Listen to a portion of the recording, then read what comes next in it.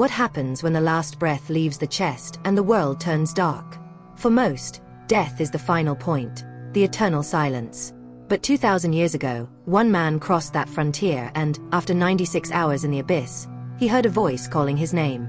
Lazarus of Bethany was not merely sleeping. His body was cold, his blood was still, and the process of decay was already claiming his flesh. What did he see while his soul wandered for 4 days where no living person can tread? Prepare yourself, for we are about to enter the darkness of the tomb to discover the mystery of the man who died twice.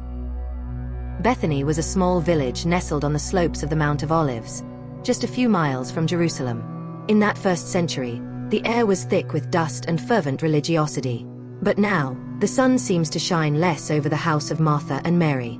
Laughter has been replaced by the ritualistic wailing of professional mourners. The scene is one of heavy, almost palpable sadness.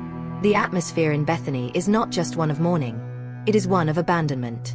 The master everyone expected did not arrive in time.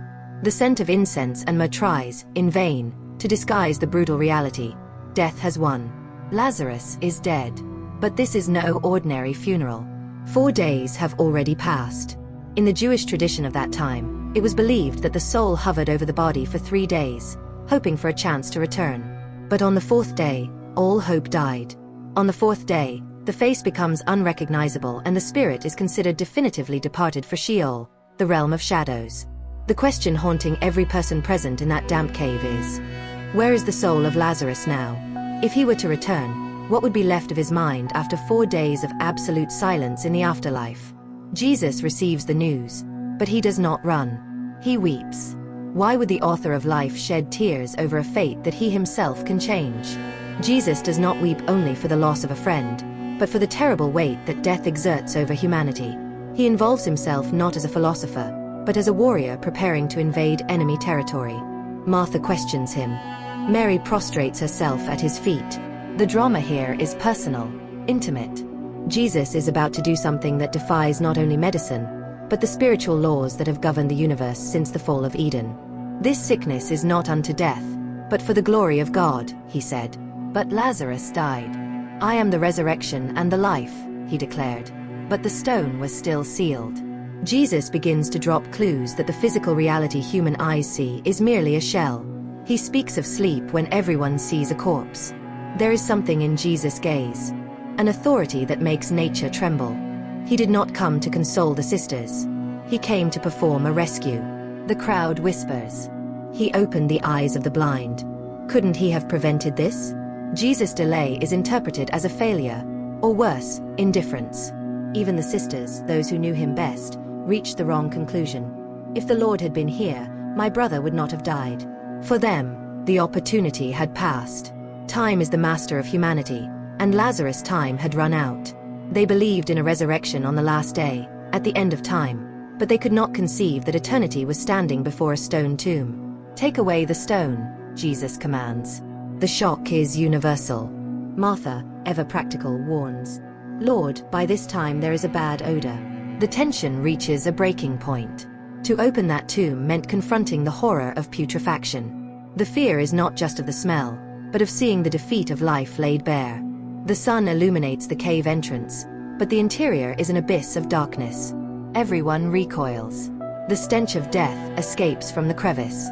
It is the limit, the moment where human logic says to stop, believing there is nothing left to be done. Jesus lifts his eyes. He does not ask death for permission. He dictates the rules. The turning point occurs when we realize that Lazarus was not the object of the miracle, but the proof of a concept. Death is not a wall. It is a door. And Jesus has the key. Father, I thank you that you have heard me. He is not there to see if God will act. He is there to demonstrate that he and the Father are one. The atmosphere shifts. The air in Bethany seems to vibrate with a supernatural frequency. The author of life is about to call his creature back from the abyss. Jesus takes a deep breath and, with a voice that resonates not only in the valley but across the dimensions of time and space, he cries out, Lazarus, come out. The silence that follows lasts only a second, but it feels like an eternity. Then, a sound. The dragging of linen against stone. From the deep darkness, a silhouette appears. Lazarus emerges, wrapped in bandages, his face covered by a shroud. He walks, still bound by the garments of death, but breathing the air of the living. The impossible has happened. The man who was in Sheol for 4 days is standing in the sunlight. Death has been forced to release its prey. Unbind him and let him go. Lazarus is freed from his wrappings. Amazement turns into worship for some, and terror for others. The news spreads like fire throughout Judea. The miracle is so great that Jesus' enemies now decide it is not enough to kill the Master. They must kill Lazarus too, for he is the living evidence that the kingdom of God has arrived. Lazarus' life is now a silent testimony that death has lost its sting. Lazarus returned. He sat at the table. He ate and drank. But what did he see in those 96 hours? Did he see the bosom of Abraham? Did he see the mysteries that the Apostle Paul would later call inexpressible things? Perhaps the greatest miracle was not that he came out of the tomb, but that he accepted coming back to this limited world after having contemplated eternity. Lazarus never wrote a book, never preached a sermon, but his eyes held a secret that no one else possessed. And you? What do you believe awaits you when you pass through the gates of the grave?